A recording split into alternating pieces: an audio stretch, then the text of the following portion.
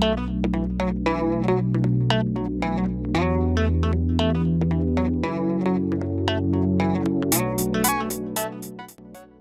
arkadaşlar. Bugün de başka bir video ile birlikteyiz. Bugün internet üzerinden 3D pen siparişi verdim. Bununla ne yapmak istiyorum? Hem bunu bir inceleyelim, hem de 3D penle yapılabilecek neler var? Bunları bir tartışalım. Aynı zamanda yapmak istediğim ne varsa onu size anlatmak istiyorum. Şimdi 3D pen üzerinde insanlar genellikle hayallerindeki cisimleri ya da objeleri gerçek yaşama dönüştürmek amaçlı bunu kullanıyorlar. Tabi bu biraz daha sizin el yeteneğinizle alakalı bir mesele. 3D pen hayal gücünüz ve el koordinasyonunun bir araya getirildiğinde ortaya müthiş şeyler çıkabiliyor. Genelde insanlar hayal ettikleri ürünleri, aksiyon figürlerini, kelebektir, ejderhadır, yumurtadır, bu tarz şeyleri yapıyorlar. Ve bunun biraz daha profesyonel hali 3 boyutlu yazıcı. 3D printer diye geçiyor.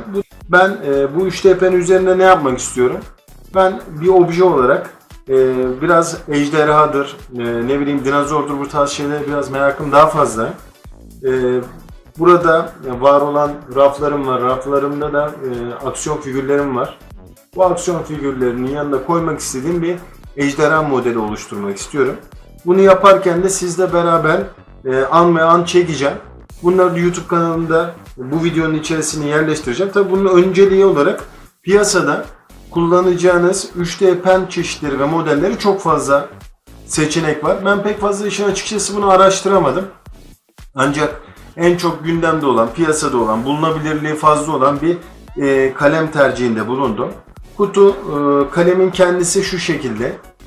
Şöyle 3D pen ikinci jenerasyon zannedersem.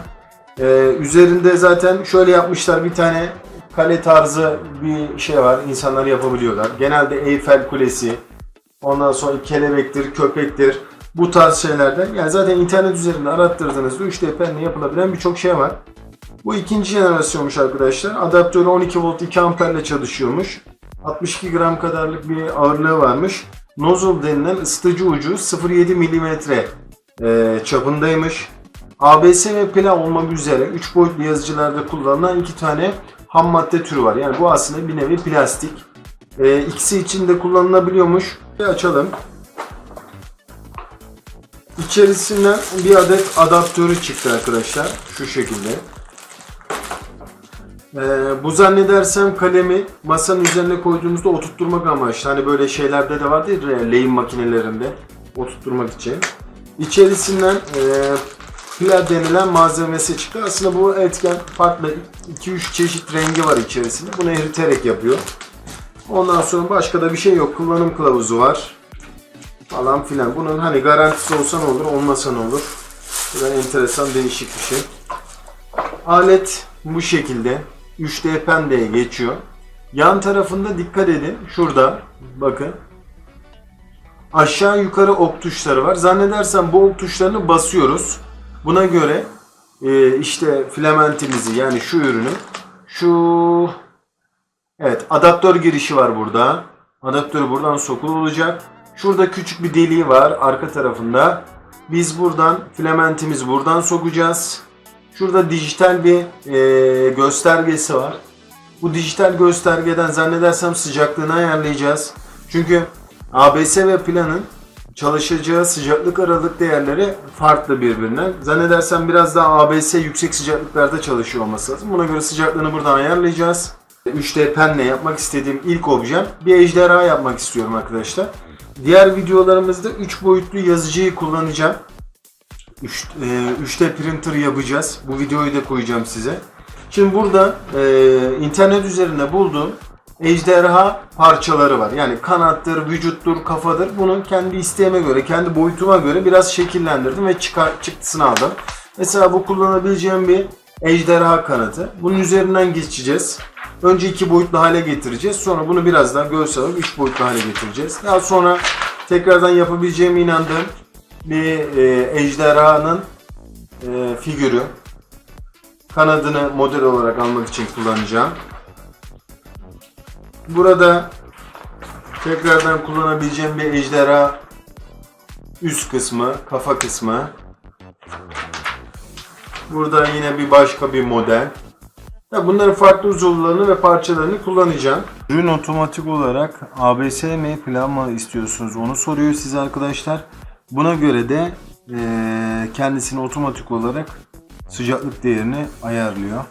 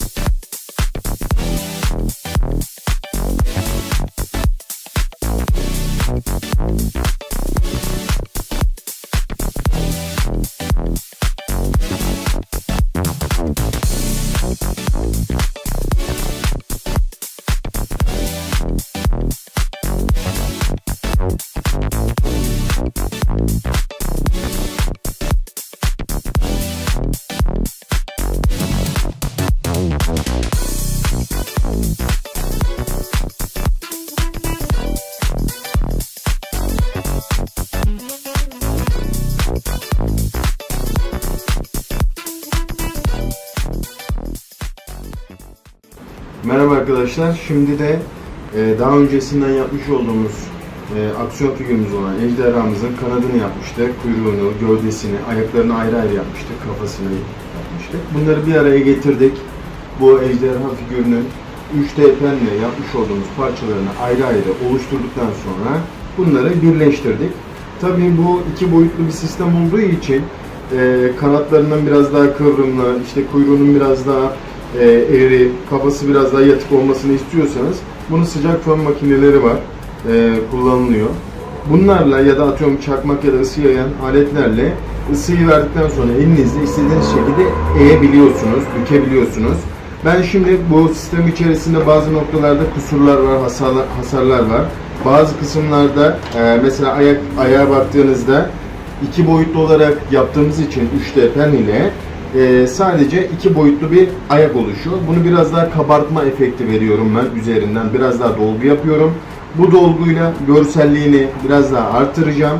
Daha sonrasında evinizde eğer lehim varsa ben lehimin ucuna şöyle bir spatula tarzında evdeki bir metal kısımdan uç kısmını bu şekilde bu hale getirdim. Bu lehim makinesi ısınacak. Uç kısmı da ısındıktan sonra bu üstündeki ejderhamızın tırtırlı bölgelerini ısı yardımıyla bu şekilde düzleştireceğim. Daha sonra üstüne kara kalem yardımıyla çizimini yapacağım. Ejderhaların üzerinde bilirsiniz böyle motifli desenler vardır. O desenleri kurşun kalemle yaptıktan sonra tekrardan 3D pen üzerinden geçip görsel son haline getireceğim arkadaşlar.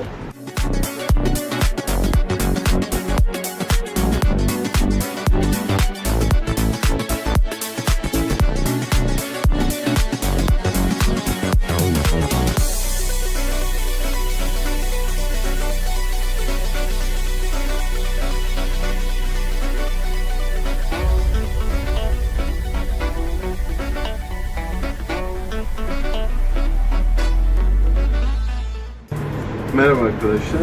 Ejderhamızın yapım aşamasının son noktaya geldik şu anda. Biz son aşama olarak gördüğünüz üzere ejderhamızın üst kısmını biraz daha motiflendirmek istedim ben. O yüzden tek tek üzerini noktalayaraktan 3D penimizle bir üst tarafına bir deri havası yaratmaya çalıştım. Şimdi son aşamada ben ejderhamızı kırmızı ve siyah renk üzerine renklendirmek istiyorum. Bu yüzden tabii benim elimde bunu yapacak maket boyaları yok. O yüzden sprey boyalarla bir şeyler yapmaya çalışacağım. İnanın açıkçası en altta önce hangisini atmam gerektiği ile ilgili bir fikrim yok. Denemeyi onanma yapacağım. Biraz böyle kızılımsı olsun istiyorum. Kızıl bir ejderha olsun istiyorum. Siyahla karışık.